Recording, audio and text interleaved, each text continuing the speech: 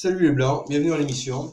Donc petite émission que je fais dédicacée spécialement à une camarade qui m'a contacté pour me demander comment faire pour pouvoir se protéger et quels sont les types d'armes que l'on peut porter et que je pouvais lui conseiller.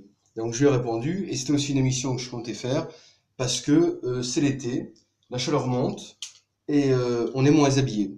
Et donc vu qu'on est moins habillé, on pense que c'est très difficile de dissimuler une arme et donc on a tendance à moins être armé et ça c'est un tort parce qu'en été la chaleur monte mais la sécurité aussi. C'est en été que se commettent le plus d'agressions, de viols, de vols et d'agressions en tout genre.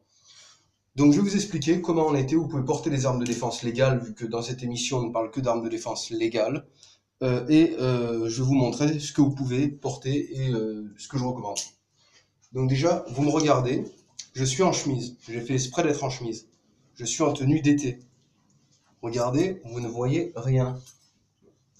Je vais vous déballer tout ce que j'ai sur moi. Vous allez halluciner de voir tout ce qu'on peut porter sur soi. C'est magnifique. Donc on commence par la base. Aérosol de défense au poivre. Donc pourquoi du poivre et pourquoi du gel? Tout simplement parce que le poivre est efficace à la fois sur les schizophrènes en crise, sur les personnes alcoolisées, sur les personnes droguées et sur les animaux dangereux, contrairement au lacrymogène qui n'est efficace que sur des personnes normales. Ce qui fait que le lacrymogène, je déconseille. Pourquoi du gel et pas du gaz? Parce que déjà du gel, je peux m'amuser à gazer quelqu'un dans la pièce ici, je ne sentirai rien. Si j'utilise du gaz, ça va faire un nuage. Et on en prendra tous. Tandis que aussi le gaz, si je m'en sers dans la rue qu'il y a du vent, je vais me le reprendre. Le gel, je vais pas me le reprendre. C'est liquide, ça colle à la personne. Donc il y a le format normal ou le format avec un agent traçant.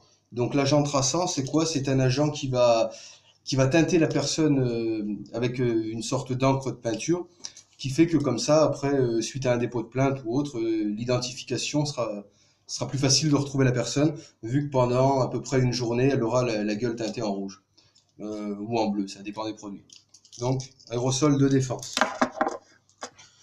Deuxièmement, donc, on aborde souvent le sujet des matraques télescopiques. Le port en est totalement illégal dans la rue, donc on va pas en parler. Je vais vous montrer ma matraque. Vous allez me dire c'est une matraque, c'est interdit dans la rue. Et non, parce que c'est pas une matraque. C'est une lampe. Mais et en plus je peux la déployer. Quand je la déploie, c'est carrément une batte. Mais c'est pas une matraque, c'est une lampe. Aux yeux de la loi, j'ai pas de matraque, j'ai une lampe. Vous allez me dire que c'est très encombrant.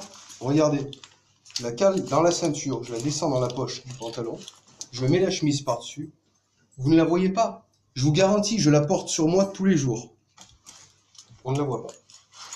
Il y a ça. Ensuite, on va passer sur les couteaux. Donc les couteaux, je précise, si vous prenez un couteau comme celui-là, c'est-à-dire un couteau normal qui n'a aucun système pour bloquer la lame en position ouverte, vous n'êtes pas sur une arme, vous êtes sur un outil à trancher la matière. C'est légal. Seul emmerde, si vous plantez, vous tapez dans un os ou sur un vêtement lourd, qu'est-ce que ça peut faire? La lame peut se replier sur vos doigts. C'est le petit problème avec les couteaux. Moi, ce que j'ai, mon couteau personnel, je vais vous le présenter, c'est un cran d'arrêt. Celui-là, il a un système qui permet de bloquer la lame. Mais, donc ça, c'est illégal, parce que là, c'est une lame fixe, c'est considéré comme un poignard. Après, l'excuse que vous pouvez utiliser, mettons, celui-là, il a un casse-vitre. Vous voyez la pointe, la sert pour casser les vitres. Vous pouvez dire, c'est un couteau d'urgence, c'est-à-dire si je suis dans un accident de bagnole, je peux couper ma ceinture de sécurité, casser la vitre. Faut voir le contexte.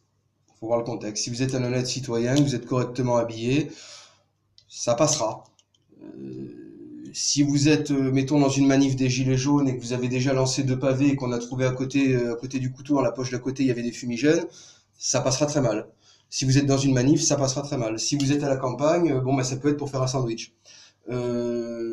Ce sera le contexte qui changera les choses. De toute façon, au pire des cas, vous prendrez juste une amende, vous irez pas en tôle pour ça. Bon. Le couteau, après, c'est une arme d'extrême urgence. C'est parce que quand on utilise un couteau, faut savoir que dans une bagarre, un coup de couteau, on le sent pas. On le sent comme un coup de poing. Donc avec l'adrénaline qui monte, le mec le sent pas, il se prend un coup de lame, il croit qu'il a pris un coup de poing. À part si vous foutez un coup de slash dans le front et que là il voit le sang qui lui coule sur le visage, et là il peut faire un malaise, s'effondrer, mais sans ça il ne le sent pas. Ce qui fait qu'on arrive à neutraliser une personne avec un couteau quand on arrive à la tuer. Donc ça c'est vraiment en situation extrême, c'est si ta vie est en danger, que c'est toi ou lui, là tu sors un couteau.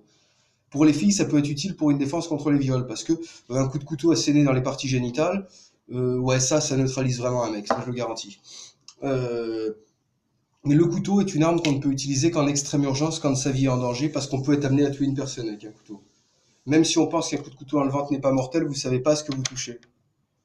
C'est extrêmement dangereux. Donc ça, c'est simplement en ultime recours. Voilà pour les couteaux. Ensuite, donc oui, sur les couteaux, petite rectification, l'histoire de la main, ça veut rien dire, la lame qui dépasse ou qui dépasse pas.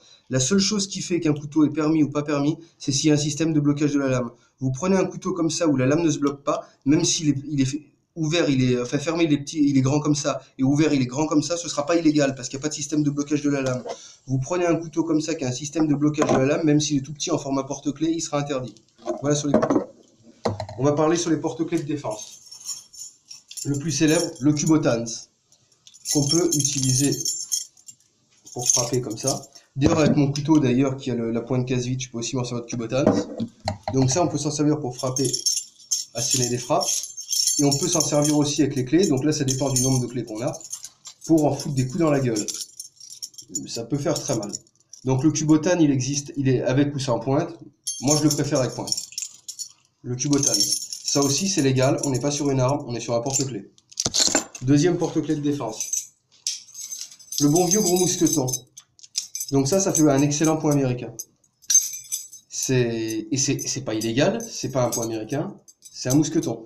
Là aussi, vu la taille, on peut asséner des coups en mode Kubotan. Ou même avec les clés. Voilà, le mousqueton. Troisième et dernier porte-clés de défense de ma collection, c'est le porte-clés numéro 5. Pourquoi? Parce que vous allez me dire c'est un sac en métal. Ouais. Mais si je le mets comme ça, regardez, je le passe comme ça dans les doigts. Et là, ça fait une bague américaine. C'est un point américain pour un seul doigt. Ouais. Bon, les points américains, j'en ai pas spécifiquement besoin. Je les ai déjà 24 heures sur 24, on va dire c'est les bagues. Après de quoi on va parler? Le Monkey Fist. Donc moi, je l'ai en permanence, mais c'est pas comme arme que je l'ai parce que j'ai déjà tout ce qu'il me faut. Je l'ai pour le style. Normalement, le Monkey Fist, c'est avec de la paracorde survivaliste et il y a une bille dedans, c'est un petit truc pour taper. Je l'ai fait à ma façon, c'était plus cool. J'ai pris une chaîne à portefeuille, je l'ai lourdé d'un gros mousqueton, j'ai trouvé ça plus stylé. Et là, pour asséner des frappes, en pleine gueule, ouais, je te le garantis, ça fait très mal. C'est très efficace. Aussi sur les lampes, donc bien évidemment j'ai oublié de la sortir celle-là. Donc sur les lampes, dans les lampes tactiques, pour ceux qui veulent pas les grandes, il y en a des plus petites. L'avantage de ces lampes tactiques, c'est que le contour est dentelé. Ça fait aussi un excellent Kubotan. Ça peut être utile en défense. Certains vont vous prétendre qu'éblouir une personne, vous la mettre en mode thromboscopique, comme ça peut neutraliser un agresseur. C'est faux, sauf dans un couloir dans le noir, ouais, si la personne est complètement dans le noir. Mais non, ça neutralise pas. Ça fait chier, hein, mais ça neutralise pas. Ce qui neutralise, c'est de frapper. On en trouve aussi des plus petites. Là aussi, on n'est pas sur une arme, on est sur une lampe. Et bien évidemment, ce que je recommande toujours au combat, parce que au combat, ce qu'on ne sait jamais, c'est contre qui on se bat, c'est les gants. Pourquoi les gants? Parce que les gants, dans une baston, il y aura du sang. On peut être appelé à toucher une personne qui est contaminée par le HIV ou par une autre saloperie. Du coup, pour ça que je recommande le port des gants pour éviter de se choper des saloperies, parce que dans une bagarre, vous pouvez très vite vous arracher les ongles. Les gants vous éviteront de vous arracher les ongles et protégeront vos phalanges. Donc sur les gants, je précise, les gants coquets, c'est légal. Les gants plombés, ça ne l'est pas. Les gants sablés, ça ne l'est pas. Les gants en Kevlar, ça ne l'est pas. Par contre, les gants d'intervention renforcés, ça l'est. Voilà. Voilà ce que je voulais vous dire sur les gants. Donc voilà sur ma présentation, donc sur toutes ces armes de défense qui sont entièrement légales. Je vous précise que les sprays de défense dans votre pays, en France, la législation est qu'ils doivent être inférieurs à 5% de produits actifs, ce qui est d'ailleurs le cas de tous les sprays de défense, et d'un volume inférieur à 100 millilitres.